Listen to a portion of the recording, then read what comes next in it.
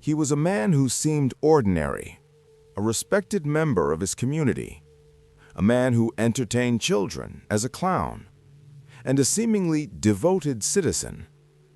But behind this facade lurked one of the most notorious serial killers in American history. This is the story of John Wayne Gacy. John Wayne Gacy was born on March 17, 1942, in Chicago, Illinois.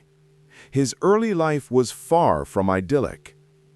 Gacy's father, a World War II veteran, was reportedly abusive and strict, often belittling John and fostering feelings of inadequacy and resentment. Gacy's childhood was marked by a tense household environment, and he struggled to form healthy relationships.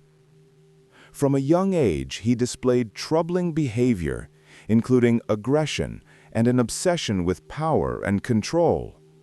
These early experiences would lay the foundation for the horrors he would later commit. As a teenager, Gacy faced difficulties with his peers and had trouble adjusting socially. Despite these challenges, he sought ways to fit in, working odd jobs and eventually finding employment in construction. In the early 1960s, he married and began to cultivate an image of stability. To the outside world, he was a hard-working, law-abiding citizen with ambition and charm. But beneath the surface, darker impulses were simmering, waiting for the right opportunity to emerge. In the 1970s, Gacy established a successful construction business and became an active member of his local community in Norwood Park, Illinois. He was involved in local politics, even running for office at one point.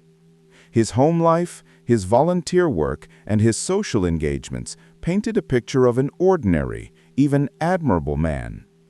He became well known in the community for his volunteer efforts and for his unique alter ego, Pogo the Clown. As Pogo, Gacy would don colorful costumes and makeup to entertain children at parties and charity events.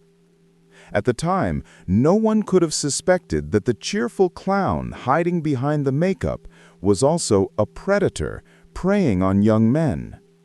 His double life, a public persona of charm and community involvement, and a private life of murder, allowed him to evade suspicion for years. Gacy's crimes began to surface in the early 1970s, targeting young men and boys, many of whom were vulnerable or seeking work. He would lure them to his home under the guise of offering employment, money, or companionship. Once inside, he would overpower his victims, commit sexual assault, and ultimately murder them. His methodical approach and ability to manipulate those around him allowed him to maintain a normal exterior while committing heinous acts behind closed doors. Over time, Gacy's crimes escalated. He is believed to have murdered at least 33 young men and boys between 1972 and 1978. Many of his victims were buried in the crawl space beneath his home. Others were disposed of elsewhere, often in nearby rivers. The scale of his killings, coupled with his ability to live openly in the community, has made him one of the most infamous serial killers in American history. Despite the sheer number of victims, Gacy remained a trusted figure in his neighborhood. His neighbors and acquaintances often described him as polite, helpful, and sociable. It was this very perception of normalcy that enabled him to commit his crimes undetected for so long. It was a chilling reminder that evil can hide behind ordinary appearances.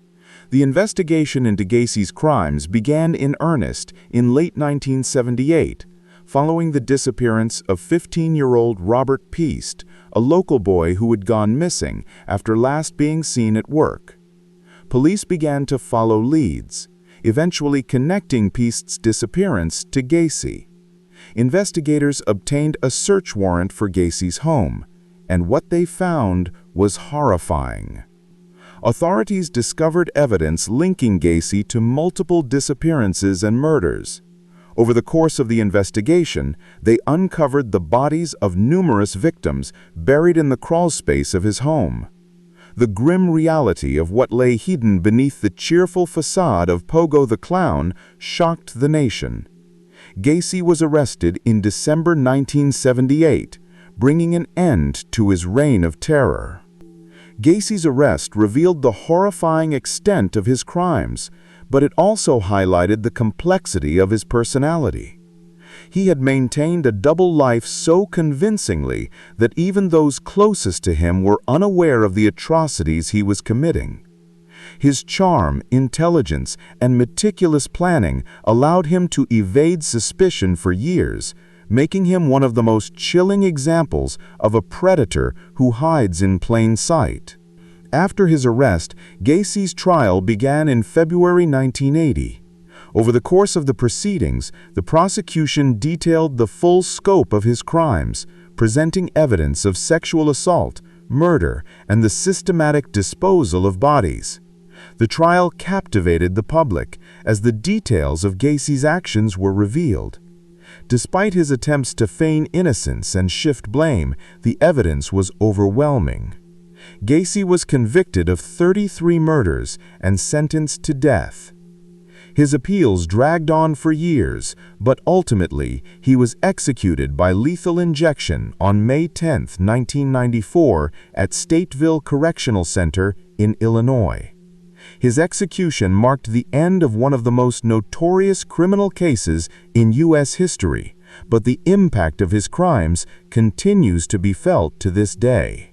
The legacy of John Wayne Gacy is one of horror, but it is also a case study in human psychology, criminal behavior, and the importance of vigilance. His crimes prompted law enforcement to develop more sophisticated profiling techniques and highlighted the need for communities to be aware of the dangers posed by individuals who may appear normal on the surface. Equally important is the remembrance of his victims. The lives lost to Gacy's actions were tragically cut short, and their memory serves as a solemn reminder of the human cost of his crimes. Memorials and efforts to honor these individuals help ensure that their stories are not forgotten. While Gacy's actions continued to fascinate true crime enthusiasts, it is critical to approach the subject with respect and an understanding of the profound suffering caused by his crimes.